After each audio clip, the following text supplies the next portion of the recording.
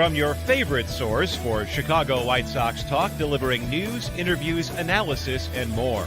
This is the Sox Machine Podcast with your hosts, Jim Margulis and Josh Nelson.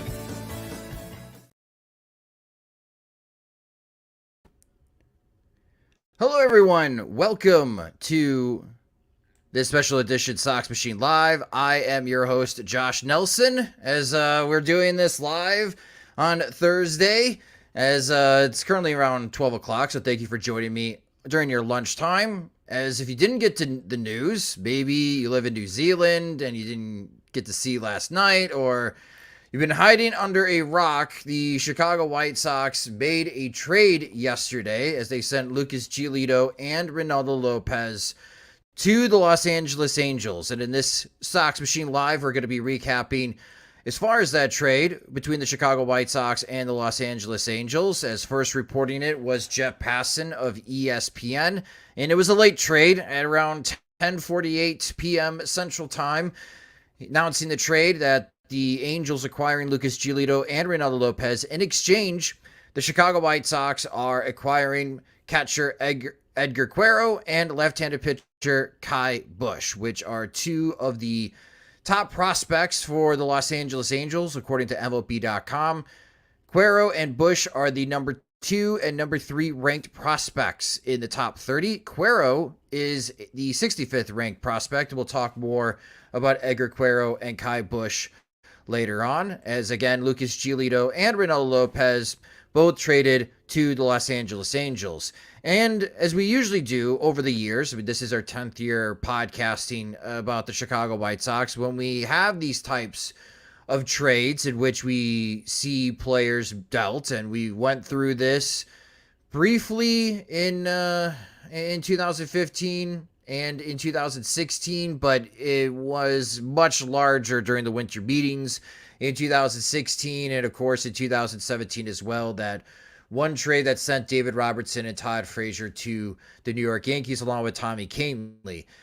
This is a pretty significant midseason trade by the Chicago White Sox, and it kind of starts what a lot of people in the industry are believing could be a continuation of deals by the Chicago White Sox and Rick Hahn in the upcoming days, as Rick Hahn addressed the media yesterday.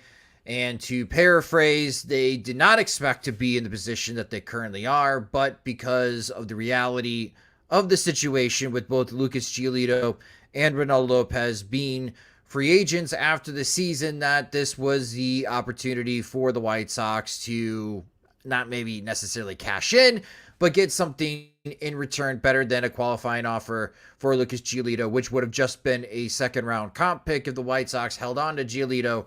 They make that qualifying offer and require him to decline that qualifying offer. As you can see, there's a lot of steps here. And with acquiring EDGAR QUERO in part of this deal for the Chicago White Sox, I think they do better than what they would have had as a second-round comp pick, which would have been anywhere between picks like 70 and 75 in the 2024 Major League Baseball draft. And Reynaldo Lopez gets dealt as well, so help out the Angels bullpen.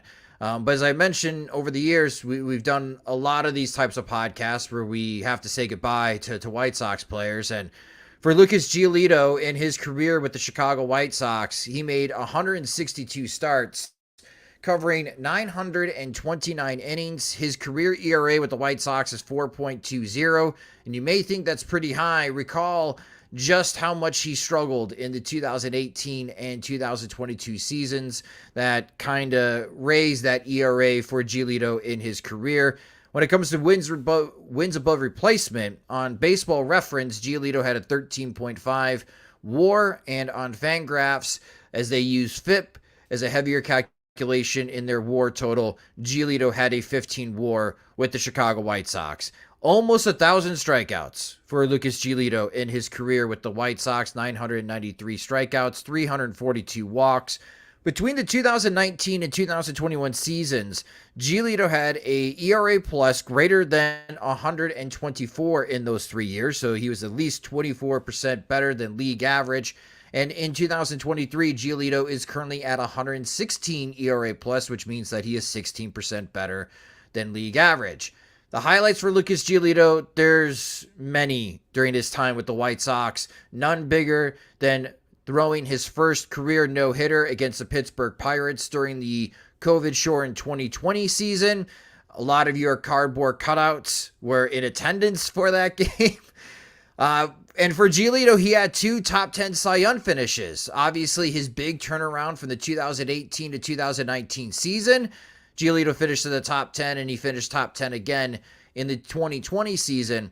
And Giolito also had the American League Pitcher of the Month award for his performance during May of 2019. He won multiple Pitcher of the Week awards in the American League. And he had that outstanding start in the 2020 season against the Oakland Athletics, in which he only allowed 2 hits, 1 run in game 1 over 7 innings. And he had a no-hitter in that game going through 6 innings. So he was flirting with a no-hitter in the postseason. And as far as his career with the Chicago White Sox in 2019-2020 for Lucas Giolito, that is probably the peak of Giolito. He had been pitching well for the White Sox this year. The past week after the All-Star break, not exactly smooth. He gets rocked against the New York Mets. He gives up 5 runs in the first inning. That's not a great first impression. Against the Minnesota Twins, he did pitch 5 scoreless innings, but it took 100 pitches to get through 5 innings. He did not go deep in his first 2 starts after the All-Star break. So it'll be interesting to see on how Giolito transitions from the Chicago White Sox to the Los Angeles Angels. The good news for a Giolito standpoint, at least in his point of view, getting dealt. And Rick Hahn alluded to the fact during his press conference it was a emotional discussion with Giolito, telling him that he has been traded. We don't know why that conversation has been emotional. I guess we'll just have to wait and see when Giolito arrives with the Angels and the Los Angeles media meets with him and asks him his thoughts about getting dealt from the Chicago White Sox to the Los Angeles Angels. But from Giolito's camp, you cannot place a qualifying offer on him. So that's really good news as far as free agency. There's no draft pick comp now attached to Lucas Giolito. He's joining an Angels team that's getting hot. A couple weeks ago, when I did my top 8 teams for Lucas Giolito, the Angels were not on the list because I didn't know, or in some ways didn't think, that the Angels would actually be part of the playoff race. But thanks to Shohei Ohtani, who's going to win the American League MVP, I don't think there's going to be much argument. Looking at the American League standings, the Angels are currently 52-49. They're still 7 games back of the Texas Rangers, but now they're just 4 games back of the wild card. They have won 7 of their last 10 games, and they have won their last 2 games, and they are currently playing right now in this afternoon. They got some work to do. They are hoping that they have another hot streak when Mike Trout rejoins the team from his injury in the month of August. If they can continue to stay hot, they can continue to ride Shohei Ohtani offensively. Now that you have Ohtani pitching and you got Reed Detmers and now you add Lucas Giolito and you also have Griffin Canning as well, part of their rotation, the Angels are hoping that they can make one last dash in making the postseason. If they don't make the postseason, obviously their top target is trying to retain Shohei Ohtani. We'll see what that type of contract is. So that's for the Angels to introduce themselves to Lucas Giolito. In a way, Giolito is going home as he is from the Los Angeles area originally. We'll see if they can't attain Shohei Ohtani. Would the Angels pivot then in free agency and try to keep Lucas Giolito, as they still have Mike Trout for many, many years in Anaheim? But if that doesn't happen, Giolito becomes a free agent without a qualifying offer attached to him. He'd be 29 years old during free agency, and you're looking at a free agent class in the starting pitching front to be pretty strong. I mean, you have Shohei Ohtani, two-way player, But Blake Snell is going to be a free agent. Marcus Stroman has the option to opt out, and it sounds like he will be opting out to make himself a free agent. And then you got Giolito. And I know there's been a lot of comparisons between Giolito and Marcus Stroman. Stroman is actually 32 years old. So Giolito's 3 years younger than Stroman hitting free agency. And from Stroman's perspective, this might be the last chance that he has in getting a large amount of guaranteed money. Thinking like 3 years, at least $75 million for Marcus Stroman before teams really start using age against him. For Giolito, as far as his numbers and how much starting pitchers are making in free agency, he could get a 5-year type of contract where it's $100+ million. And Rick Hahn did say that he will not rule out the White Sox bringing back both Lucas Giolito and Reynaldo Lopez, but I'm not going to gaslight White Sox fans and blow smoke anyone's butt. It's just, that's not Jerry Reinsdorf's cup of tea as far as his appetite when it comes to free agent starting pitchers, is to offer 5+ years, and that's probably what it's going to take for Lucas Giolito. So Giolito may be disappointed. He said the right things before July came around, that he wanted to stay in Chicago. He enjoyed his time with the White Sox. He was very appreciative that having the clunker in 2018 and even having a setback last year, that the team gave him every opportunity to bounce back. And over his time with the Chicago White Sox, when you look at the 6 seasons that he was with the White Sox, well, 7, he did pitch a little bit in 2017. The majority of that was very good, especially from 2019 to 2021. And Giolito, again, had a 1.16 ERA plus in 2023. Giolito was not part of the problem and where the White Sox currently lie, 21 games below 500. Again, on the flip side, you got Reynaldo Lopez. And this is kind of funny in a way that Giolito and Lopez are once again attached to the same trade. That's how they came to Chicago. They were part of the Adam Eaton trade during the winter meetings back in 2016. And together, they're heading to Anaheim. As Reynaldo Lopez, during his time with the Chicago White Sox, he started off as a starting pitcher. 205 games he appeared in, but he made 91 starts. And he threw 611 and 2/3 innings with the White Sox with a 4.38 ERA. Obviously, not as successful as Lucas Giolito. Lopez had a 5.9 career WAR with the White Sox, according to Baseball Reference, and a 7.7 WAR, according to Fangraphs. And Lopez had 544 strikeouts and 215 walks during the White Sox, and he moved to the bullpen in 2021. Prior to the bullpen, his career highlights with the White Sox, Lopez actually had 5 10-plus strikeout games. And he had 14 strikeouts, which is a career high for him, against the Detroit Tigers in 2019. In that same 2019 season, a lot of people forget, and sometimes I have to remind myself, that Lopez pitched a complete game one-hitter against the Cleveland Indians, but now the Cleveland Guardians, in which he struck out 11, which is his best career start. But unfortunately, 2020 came around, and in those 8 starts for Lopez, he was not good. He had an ERA well above 6. And then the White Sox, again, transitioned him to the bullpen, and he was very effective last year. And while he struggled to start this season, especially in high-leverage situations, this might surprise White Sox fans.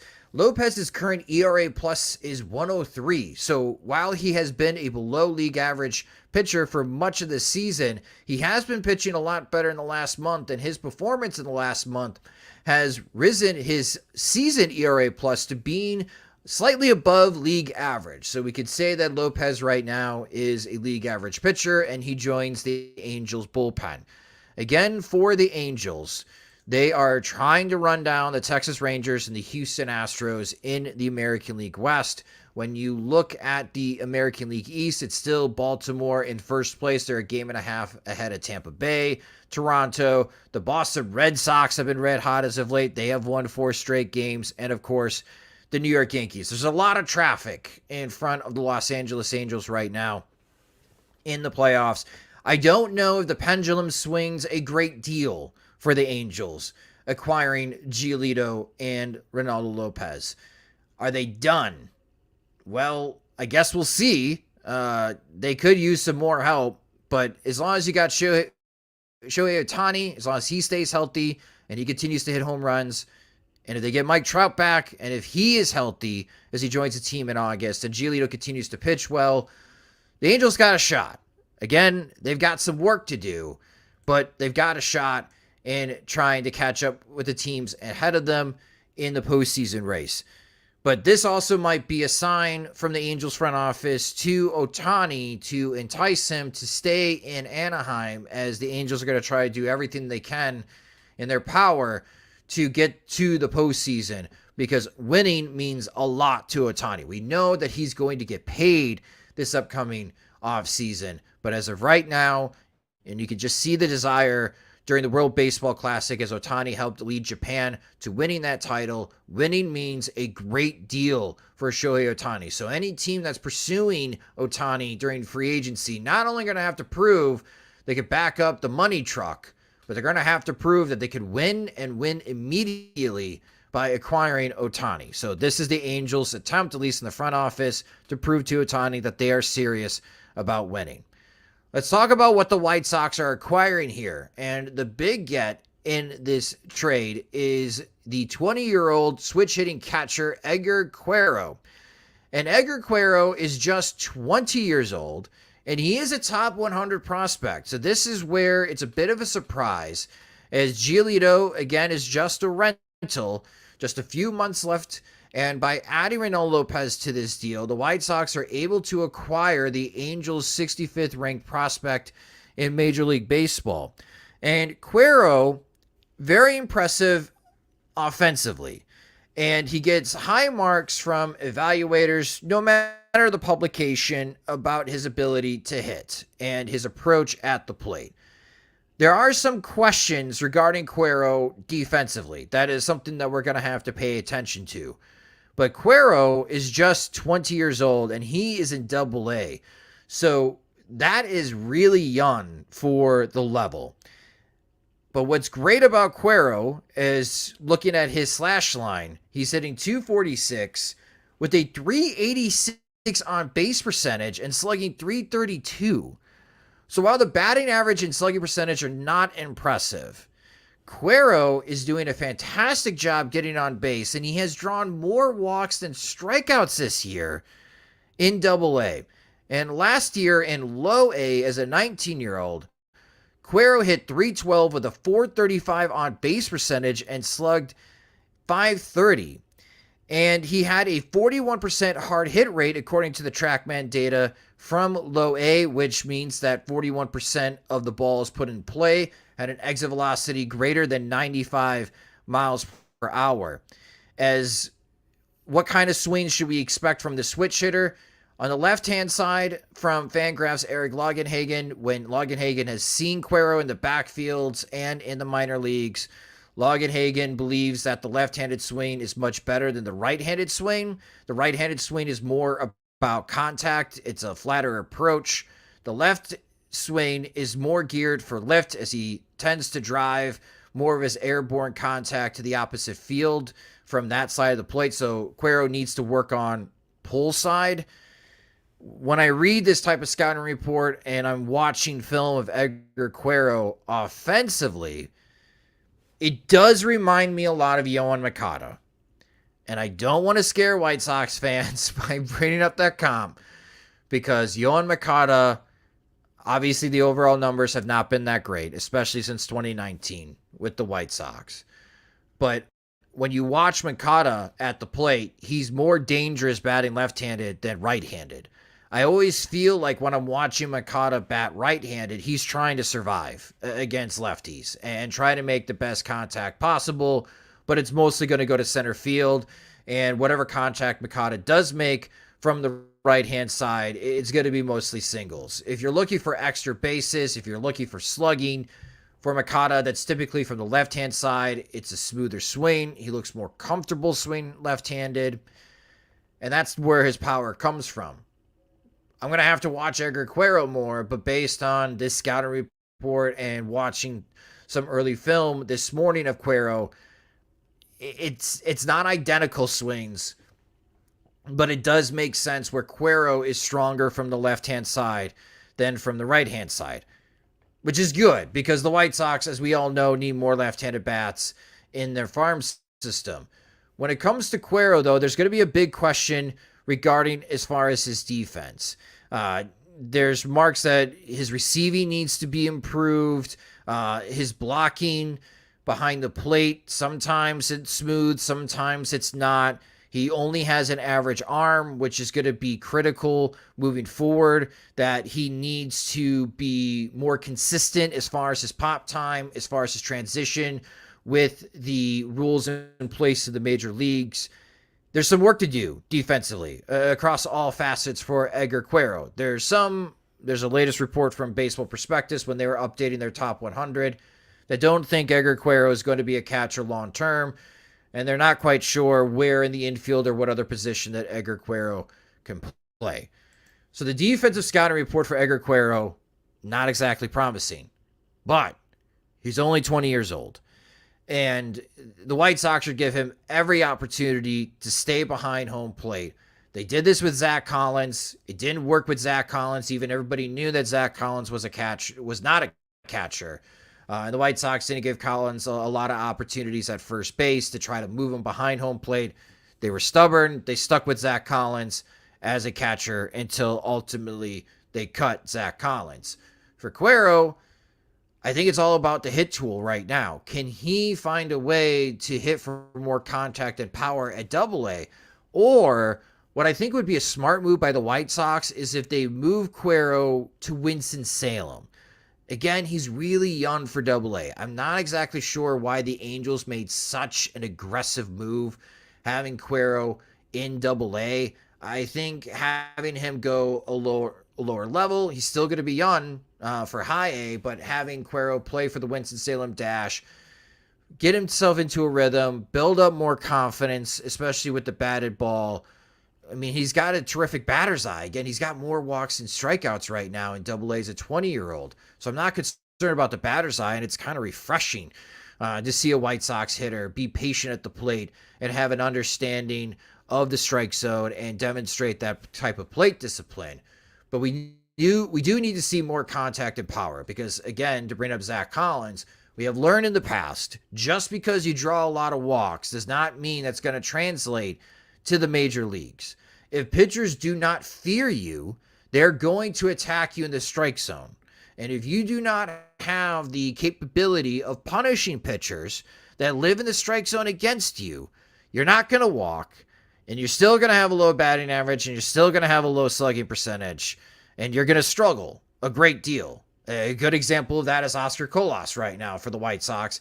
His second stint back with Chicago, and I can tell you, it's still not pretty. He is still struggling. There's too many 3-pitch strikeouts for Oscar Colas, and he just seems like a fish out of water right now when he's in the major leagues. You put him back in Charlotte, and he looks like a potential power hitter. Put him in the major leagues against major league pitching, the best pitching in the world, and Colas doesn't look like a major leaguer. So for Edgar QUERO, he's, again, patience, I think, is critical for the White Sox. I would move him down to Winston-Salem, let him build up some more confidence, hit for more contact, hit for more power, and then you could bring him back up at AA. He'll only be 21 years old next year. He would still be young for that level. I just think that's a better situation for Edgar QUERO and not be too aggressive. So, of course, Rick Hahn mentioned to the media yesterday that the White Sox think that QUERO could contribute to the Major League club in 2024. So watch the White Sox heed my advice and they instead push Edgar QUERO. The second player that the White Sox acquired in this trade is left-handed pitcher Ky Bush. Ky Bush, tall dude from St. Mary's University. Got a chance to watch some of his games a couple years ago while working on the MLB draft coverage. Tall dude. He's 6'6". He's a left-handed pitcher. He's 23 years old. He did pitch in the Futures game last year. And Ky Bush had a good season in 2022, but he suffered a lat strain this season, and it's kind of set him back during the AA season with the Rocket City Trash Pandas, which are in the Southern League. So the White Sox have had a chance to see Bush over the last couple of years, and that's probably where the interest is in Ky Bush. In 8 games started this year, 2023, Bush has a 7.20 ERA, over 30 innings. It has not been pretty for Ky Bush. And during his time last year, looking at his last year numbers, in 21 starts in the Southern League, Bush was 7-4 over 103 innings, which is an impressive mark in Double-A, especially when teams are not pushing pitchers as hard to go deep into games in the minor leagues. Bush had 101 strikeouts to just 29 walks, and he allowed just 93 hits over 103 innings last year. This year, though, in 30 innings, it's 33 hits over 30 innings with 42 strikeouts to 15 walks. So Bush is striking out more batters at a higher clip. That's good to see, but he is dealing with some contact issues. And for Ky Bush, it's mostly a fastball slider. He does have a changeup, and the slider, I think, is his best pitch right now. The fastball, it could range. There's sometimes you'll see Ky Bush and he's throwing 92, and the fastball just doesn't have a lot of zip to it. It can be deceiving for opposing hitters because he is 6'6", and he really does come downhill. But the fastball at times could be flat, and there's just not a lot of movement. And when he's throwing 92 and it's in the strike zone, it's going to get hit and it's going to get hard. And then there's sometimes you watch Ky Bush and he's throwing 95, 96. And with that slider, it's like, hey, this guy has the potential to be a back of the rotation type of starter in the major leagues. So I think with Bush, again, patience is going to be imperative. With the slow start this season of 2022 in Double-A for Ky Bush, he could be a target to join Colson Montgomery in the Arizona Fall League. So it might be really critical for the White Sox to send Bush to get more extra time in the Arizona Fall League. I know it'll make the coaches and the development staffs of the other teams that help coach in the Arizona Fall League, and even those analysts as well that cover the Arizona Fall League, it'll make those people happy because pitching is an issue during the Arizona Fall League, especially as far as the quality of pitching in the Arizona Fall League. So I think that would be a smart move by the White Sox. I would keep Bush in Double-A. And my hope was in any trade for the White Sox with Lucas Giolito, looking at the 2024 squad, that the White Sox would obtain that team's best Double-A, Triple-A starting pitcher.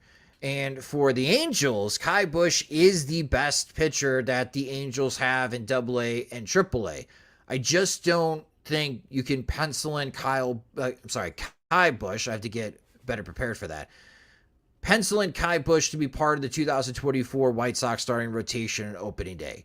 Could we see Ky Bush during the season next year?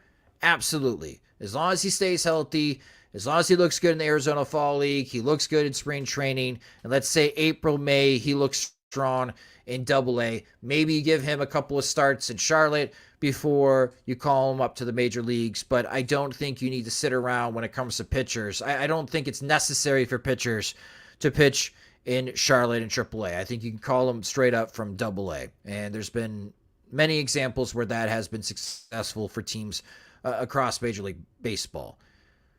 So the White Sox are still going to have to figure out on how they're going to fill out the starting rotation for opening day in 2024. But according to Rick Hahn, and I'm sure in the organization, they are hopeful that Ky Bush will be able to help out the White Sox, start some games, probably mid to late 2024, but more likely in the 2025 season that Ky Bush could be competing for a starting rotation spot for the Chicago White Sox. And speaking as far as the 2024 season, it does bring up this topic for the Chicago White Sox after this particular trade. Who is next to get traded? There is a lot of trade smoke regarding Lance Lynn, who made the start last night against the Chicago Cubs. Not a pretty start for Lance Lynn. Really struggled. He could not get out of the fifth inning as his pitch count inched closer to 100. I don't think it was a good idea for Lance Lynn to start that game against the Chicago Cubs, especially if a trade is imminent for Lance Lynn. There's just too much risk. Too many bad things could happen to Lance Lynn that can suddenly axe any type of trade. And for the White Sox, especially for those that care about the White Sox ledger, which I know many fans do not, it is an opportunity to shed some payroll for this upcoming season, and fingers crossed for and they don't have to pay the $1 million buyout for Lance Lynn in exchange for acquiring whatever type of level prospect. It's not going to be much for Lance Lynn. I thought yesterday Lance Lynn was going to get traded before that start to Tampa Bay, as there's a lot of rumors and the national reporters were tweeting it out. It didn't happen because supposedly the Dodgers are making an attempt to acquire Lance Lynn after they acquired Ahmad Rosario yesterday from the Cleveland Guardians in exchange for Noah Syndergaard. That is a weird trade. But for Lance Lynn, I think he's going to be the next to go. We'll call this informed speculation. So for the diehard Sox Machine podcast listeners, you know what that means. For those that are not, and you're just joining us for this particular live stream, let's call it gossip that the Dodgers have interest in Joe Kelly. And Joe Kelly, I mean, Lance Lynn didn't look good yesterday. Joe Kelly looked worse. He didn't get an out in the fifth inning and allowed many walks, even walked in some runs as well against the Chicago Cubs. But there's just a familiarity for the Dodgers of Joe Kelly, and that's what they've already done, acquiring Enrique Hernandez from the Boston Red Sox. Why? They're familiar with him. If they want to acquire Joe Kelly, why? They're familiar with Joe Kelly. So those, I think, are going to be the next two guys that could be traded here soon in Lance Lynn and Joe Kelly. But the White Sox are telling teams right now, Dylan Cease is not available during this trade market before the trade deadline. And it would be kind of tough to trade Dylan Cease with just so few days left to go before the trade deadline. But Dylan Cease is the one guy for the Chicago White Sox that could bring back quite a haul and maybe bring in some prospects and players that could help out fill out the rotation 2024.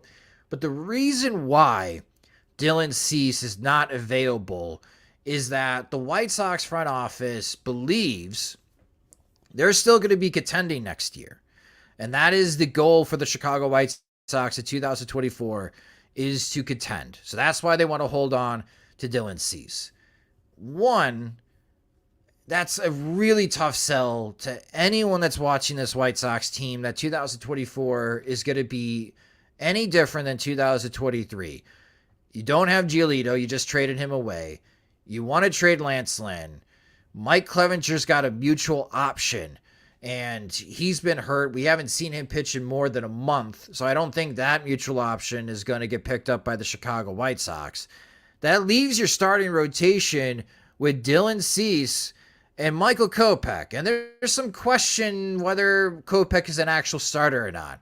So we could always have the debate what you think Dylan Cease is, but I think Dylan Cease is a front-end starter. Michael Kopech's at number 5. That's all you got.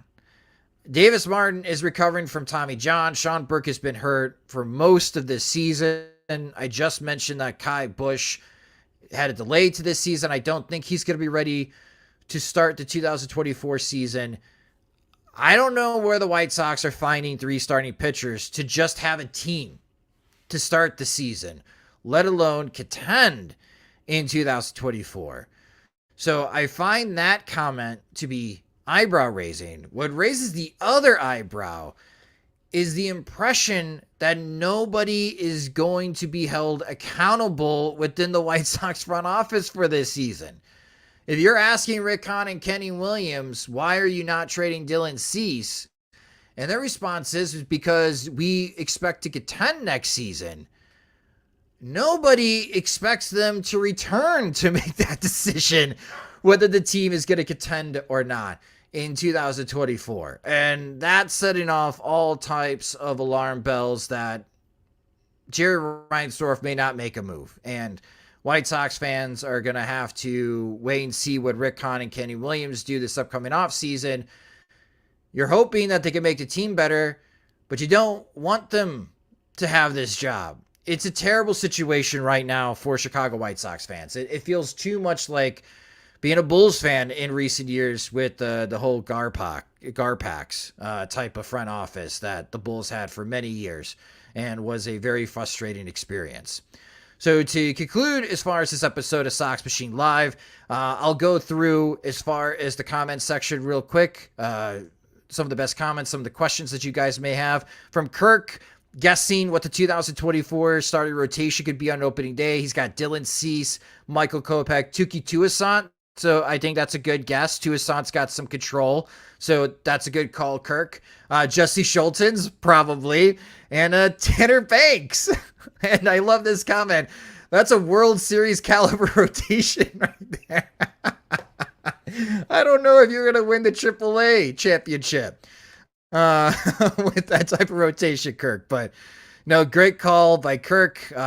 Trey Williams just posted this in the comment section. Well, 2025 rotation looks to be Dylan Cease, a free agent, Kai Bush, Jonathan Cannon, and Christian Mena. Maybe we'll see. Both Cannon and Mena, they've got some work to do, and we'll see what Bush can, where he's going to be in 2025. As in Rec is a big fan of Tanner Banks. Tanner Banks erasure. Ralph makes a good point here. You can't trust the White Sox process or the White Sox front office. Yeah, I'm with you, Ralph. I'm going to be on 670 The Score tomorrow with Dan Bernstein and Lawrence Holmes, and I think that's going to be a big part of the conversation, is that the White Sox are making these types of moves. Do you trust that the White Sox are getting the best returns for these guys? It's such a tough question. It's such a tough situation to break down. We did get this question from Brian O'Connor. Do you think Aaron Bummer could be traded at the deadline? And Brian, only if you believe what John Morrissey is tweeting on MLB.com, there's teams that are interested in Aaron Bummer. And I kind of get it, because there's just not a lot of left-handed relievers out in the trade market. From my perspective, I think the White Sox should move Aaron Bummer. He's got a guaranteed year next year, and it's not working with the White Sox. I think if you put Aaron Bummer along with Jake Diekman to Tampa Bay, and you have a team that's outstanding defensively, yeah, Aaron Bummer looks way different. Maybe Aaron Bummer close to an all-star reliever, shock people that would have like a 1.90 ERA and just be dominant because he generates a ton of ground balls. And when you got a great defense behind you that can field those ground balls, then yeah, Aaron Bummer's going to look great. When you have one of the worst defenses in Major League Baseball, and your best defensive player is out in center field, who does not help you at all if opposing hitters are hitting grounders, then Aaron Bummer is going to look shaky. It was brought to my attention yesterday from my friend Chirizi from the 108. Opposing hitters have a BABIP, a batting average of balls in play against Aaron Bummer this year, higher than 400 when there's guys on base. And I think a big part of that is that the White Sox are just awful on defense. Like, it's just not a good combination of Aaron Bummer and the White Sox. So, in my perspective, Brian, I would like the White Sox to move Aaron Bummer. And I think you can get someone interesting in return. Maybe you can get someone along the same levels as Kai Bush and continue to add AA starting pitchers into the mix and start building that type of depth. If you can, then yeah, I would move Aaron Bummer. And I would probably pay attention to the teams that the White Sox share affiliates with opposing teams in those leagues. Because, again, the Angels farm system is the Rocket City Trash Pandas. Great name. They're the AA affiliate in the Southern League. The Birmingham Barons are the AA affiliate in the Southern League. I think the White Sox and the Tampa Bay Rays share affiliates in 3 leagues out of the 4. So the White Sox should be very familiar with the Tampa Bay Rays prospects they could possibly get in return. I don't know if the Rays are interested in Aaron Bummer. I'm just using that as an example of maybe what teams to look for is to come up with hypothetical trades. But with Aaron Bummer, again, John Morrissey's putting it out there. I'm not sure who's putting it out there, whether that is the White Sox trying to get feelers for Aaron Bummer or if it's teams actually interested in Aaron Bummer to try to create some type of pressure on the White Sox or the media, that never works. Or it's Aaron Bummer's agent getting that information out there to try to create some interest in getting his client out of Chicago. We'll see what actually happens. But I'm glad you brought up Aaron Bummer. I think the White Sox should trade him. But if the White Sox think they're going to contend next year, I could see them. It's hard for me to say foolishly keep Aaron Bummer, but I could definitely see them keeping Aaron Bummer. Going down the list as far as the most recent comments before I log off here, I really appreciate everybody spending your lunch with us here for this special edition Sox Machine Live recapping as far as the news with Lucas Giolito and Reynaldo Lopez going to Los Angeles. Kevin posted the comment, feel like the prospects to get back from Los Angeles is another overcorrection by the White Sox, similar to drafting Jacob Gonzalez this year. It could be. The White Sox have very little depth at starting pitching. They have very little depth at catcher. Maybe that was the idea, is that we have to acquire a starting pitcher and catcher out of this particular trade. And I think, again, like I said, I'm appreciative that the White Sox did get a double-A starting pitcher. I was hoping that the White Sox, out of all the offers made to them, that they would get someone that could help out, fill out the 2024 starting rotation in exchange for Lucas Giolito. I don't think that happened. I think the White Sox would say this is the best prospect that we could acquire in a Lucas Giolito trade, and it just so happens to be that he's a catcher, which fills a need, so it's the best of both worlds. I could buy that argument regarding as far as Giolito. And as far as with Jacob Gonzalez, he's a left-handed college bat that they're hoping that they could rise through the farm system because the White Sox need more left-handed bats. But it does bring the debate. No matter what you do as far as in trades and drafts, you should be acquiring the best players possible, no matter what position that they play, as the development takes a lot longer than any other professional sport. And I think that's why a lot of people tune out of the Major League Baseball draft compared to the NFL and NBA draft. Because the NFL NBA draft, bam, that guy is going to be a rookie. They're going to be part of the team. They're not going to have to wait around in any sort of development league. We get to watch them right away. That's not the case in Major League Baseball. And we'll see.